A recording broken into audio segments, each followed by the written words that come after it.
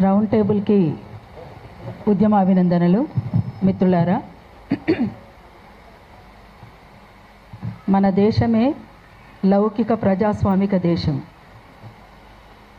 ప్రజాస్వామ్యం అంటే మాట్లాడే స్వేచ్ఛ ఉండాలి, ప్రశ్నించే స్వేచ్ఛ ఉండాలి, అవసరమైతే ఎదురు తిరిగే స్వేచ్ఛ కూడా ఉండాలి. అది మనము మన రాజ్యాంగంలో కూడా పొందుపరుచుకున్నటువంటి పరిస్థితి ఉన్నది. మరి ఈ విషయంలో రాజ్యాంగ ఉల్లంఘన ఇక్కడ ప్రొఫెసర్ నాగేశ్వర్ సార్ ఎక్కడ కూడా తప్పలేదు. ఆ ఉల్లంఘన జరగలేదు ఇక్కడ. తన మాటల్లో ఇన్నేళ్ళు, 1 సంవత్సరం కాదు, గత 40 సంవత్సరాల సారు విశ్లేషణ 40 years, 40 సంవత్సరాలుగా తను ఒక రాజకీయ విశ్లేషకులుగా చాలా స్పష్టమైనటువంటి అవగాహనతోటి తను మాట్లాడేటువంటి తీరు అందరినీ కూడా ఆకట్టుకుంటుంది. మరి వాళ్ళ కొత్తగా మిమ్మల్ని ఎందుకు ఆకట్టుకోలేకపోయింది అంటే ఒక ఫ్రస్ట్రేషన్, మీ దగ్గర సమాధానం లేదు కనుక ఆ ఫ్రస్ట్రేషన్లో నాగేశ్వర్ సార్ పైన చేస్తున్నటువంటి దాడి అని చాలా స్పష్టంగా అనుకోవచ్చు. ఒకప్పుడు అంటే మలిదశ తెలంగాణ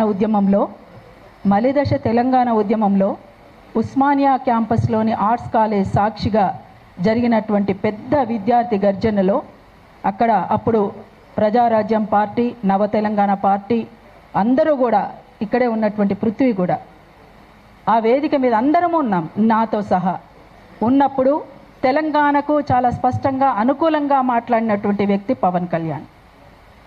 మరి ఇవాళ తెలంగాణ ప్రజల పట్ల ఏమన్నా ప్రేమ తగ్గిందా అంటే పార్టీలు వేరైనంత మాత్రాన ప్రజల పట్ల మమకారం తగ్గుతుందా అంటే అక్కడి ప్రజలు వేరు, ఇక్కడి ప్రజలు వేరా? ప్రజలు ఎక్కడున్నా ప్రజలే, పెట్టుబడిదారులు ఎక్కడున్నా పెట్టుబడిదారులే.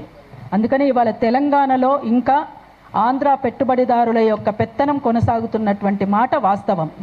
అసలు తెలంగాణ రాష్ట్ర సాధన కోసం మనం చేసినటువంటి పోరాటమే వాళ్ళ పెత్తనం ఉండకూడదని, ఎవరి పెత్తనము ఎవరి మీద కూడా ఉండడానికి వీల్లేదు. ఇవాళ ఇక్కడ మొత్తంగా వాళ్ళ పెట్టుబడిదారులే ఇక్కడ పెట్టుబడులు పెట్టడం, ఇక్కడ మొత్తంగా ఇక్కడ ఉన్నటువంటి ఆస్తుల్ని వాళ్ళు అనుభవించడం అనేటువంటిది చాలా స్పష్టంగా కనబడుతున్నటువంటి తీరు. అయితే అదొక అంశం. అయితే ఇవాళ ప్రొఫెసర్ నాగేశ్వర్ సార్ తన చిన్నతనంలోనే స్కూలింగ్లోనే తన ఫ్రెండ్ని, ఒక కింది కులానికి సంబంధించినటువంటి వ్యక్తి తన ఫ్రెండ్గా ఉండడం పట్ల వాళ్ళ ఇంట్లోనే వ్యతిరేకత వస్తే భరించినటువంటి వ్యక్తి కాదు. ఆనాడే భరించలేదు తను.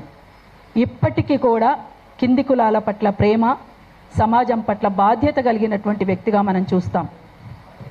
మరి మీకు కొత్తగా ఎందుకు నాగేశ్వర్ సార్ విషయంలో ఏ కోణం కనిపించిందని తన మీద దాడి చేయడము, తనను అరెస్ట్ చేయాలనుకోవడము, నోరు మూసుకో అని మాట్లాడడము, ఇవాళ ఇంత ఇబ్బందికరంగా ఒక ప్రొఫెసర్ పట్ల ఎందుకు ఈ రకంగా మీరు చేస్తున్నారనేటువంటిది ఒక పెద్ద ప్రశ్న.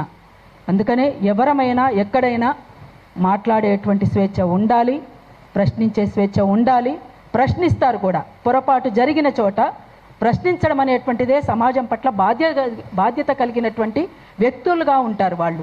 లేదంటే అసలు వాళ్ళకి బాధ్యతనే లేనట్టు. ప్రశ్నించకపోతే ఇంకా బాధ్యత ఎక్కడున్నది?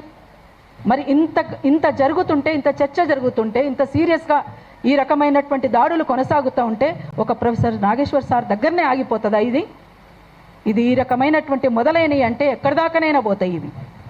అందుకని ప్రపంచంలో మొత్తంగా ప్రపంచ స్థాయిలో ఉన్నటువంటి నాగేశ్వర్ సారు యొక్క తన విశ్లేషణను ఎవరెవరు ఎంతకాలం నుంచి చూస్తున్నారో ప్రతి ఒక్కరు కూడా స్పందించాల్సినటువంటి అవసరం ఉన్నది దీని మీద.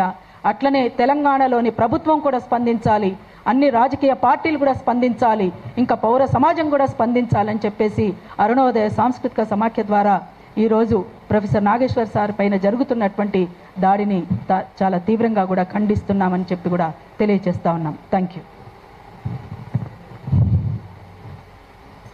యూ అక్క. ప్రశ్నించుడు అనేది ఒక హక్కు. ఆ హక్కు తెలంగాణలో తొక్కే ప్రయత్నం చేస్తే తెలంగాణ తిరగబడుతుంది. తెలంగాణకు ఉన్నటువంటి లక్షణం ఇది. అది ఎందుకో మరి ఆంధ్ర పాలకులకు అక్కడ ఈ తెలంగాణ వాదులను, తెలంగాణ సంస్కృతి సాంప్రదాయాలను తొక్కిపెట్టాలని ఆలోచన చేస్తున్నటువంటి వాళ్ళకి ఎందుకు అది సోయికి వస్తలేదో తెలియదు. కానీ న్యూటన్స్ థర్డ్ లా లెక్క to every action there will be equal and opposite reaction లెక్క ఈ రియాక్షన్ ఎక్కువనే ఉంటుంది ఇక్కడ ఈ తెలంగాణ నుంచి అని మాత్రం గుర్తించాలి. ఇప్పుడు ఆ యాక్షన్ టీంలో ఉన్నటువంటి మా ఈ తెలంగాణలో ఏ సమస్య అయినా కానీ ముందుండి కొట్లాడుతున్నటువంటి మా బక్కా జడ్సన్ అని మాట్లాడాల్సిందిగా కోరుతున్నాను.